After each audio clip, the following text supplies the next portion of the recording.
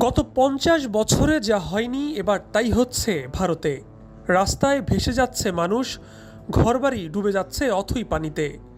রক্ষা পাচ্ছে না মন্দিরও। থই থই পানিতে হাবুডুবু খাচ্ছে পৃথিবীর অষ্টম আশ্চর্য হিসেবে খ্যাত তাজমহল চত্বর। তাজমহলের অবস্থা দেখে মহা চিন্তায় পড়েছেন ইতিহাসবিদরা।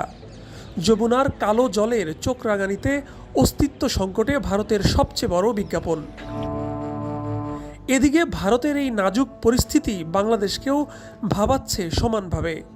কারণ ভাটির দেশ বাংলাদেশের বুক দিয়েই বয়ে যায় ভারতের প্রায় সব বন্যার ধকল। তাহলে কি বাংলাদেশও ডুবতে চলেছে ভারতের বন্যার প্রভাবে? ভয়াবহ বন্যার পানিতে ভাসছে পুরো উত্তর ভারত। যমুনার পানি এতটাই ফুঁসে উঠেছে যে সেই পানি দিল্লি ডুবিয়ে প্রবেশ করেছে আগ্রাতেও। ভয়াবহ বন্যায় দিল্লির চেহারাই বদলে গেছে। ওপর থেকে দেখলে দিল্লির রাস্তাঘাটগুলোকে যেন মনে হয় নদী। সাধারণত সর্বোচ্চ ৪৯৫ ফুট থাকে যমুনার পানি, কিন্তু তা বেড়ে ৪৯৭.৯ ফুট পর্যন্ত পৌঁছে যাওয়ায় এবার সেই পানি দিল্লি পেরিয়ে প্রবেশ করছে আগ্রাতে। পানি বাড়তে বাড়তে উঠে গেছে তাজমহল চত্বরে। ভাসছে এই জগৎ বিখ্যাত স্থাপনার সামনের অংশ।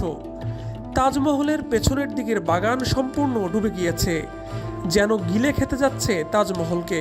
তাজমহল যেন ভেনিসের কোনো এক দালান। কেবলমাত্র তাজমহল নয়, ভেসে গিয়েছে দশেরা ঘাটও। এছাড়াও ইদমাত উদ দৌলার সমাধিস্থলও জলে ভাসছে। রামবাগ, মেহতাববাগ, জোহরাবাগ, কলা গুম্বাদ এবং চিনিকা রওজার মতো সৌধগুলো আশঙ্কাজনক অবস্থায় রয়েছে। যে কোনো মুহূর্তে যমুনা নদীর জল ঢুকে নষ্ট করতে পারে এসব স্থাপনা।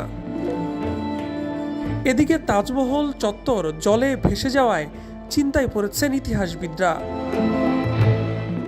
এর আগে ১৯৭৮ সালে যমুনার পানি পৌঁছে গিয়েছিল ৫০৮ ফুটে। সে সময় তাজমহলের বাসাইঘাট বুর্জ ডুবে গিয়েছিল। পাশাপাশি এই সৌধের বেসমেন্টের মোট ২২টি ঘরে পানি ঢুকেছিল। পরে সরকারের পক্ষ থেকে কাঠের দরজা সরিয়ে বাসাই এবং দশেরা ঘাটের মাঝে একটি দরজা তৈরি করা হয়। এবার বন্যার ভয়াবহতা দেখে অনেকের কপালেই ভাঁজ পড়েছে। বৃষ্টি থামার কোনো লক্ষণ নেই। ভাবা হচ্ছে এবারই ভাঙতে যাচ্ছে অতীতের সব রেকর্ড।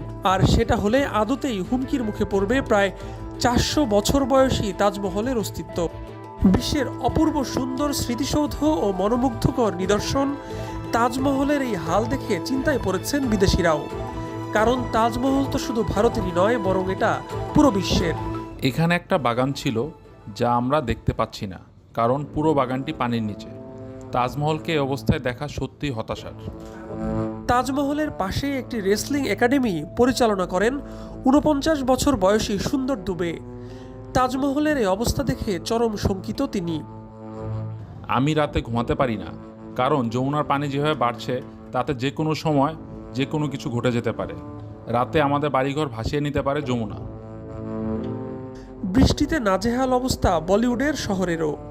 কোথাও রাস্তা ডুবেছে বন্যার জলে, কোথাও জমা জলে হাবুডুবু খাচ্ছে আস্ত গাড়ি। দেখে বলার উপায় নেই যে এই শহরে দিনরাত চলত উৎসব। এদিকে বাংলাদেশ লাগোয়া আসামের অবস্থাও ভয়াবহ। বন্যায় ভাসছে রাজ্যটি। ঘর ছাড়ার সংখ্যা পাল্লা দিয়ে বাড়ছে। জায়গা হচ্ছে না ত্রাণ শিবিরে।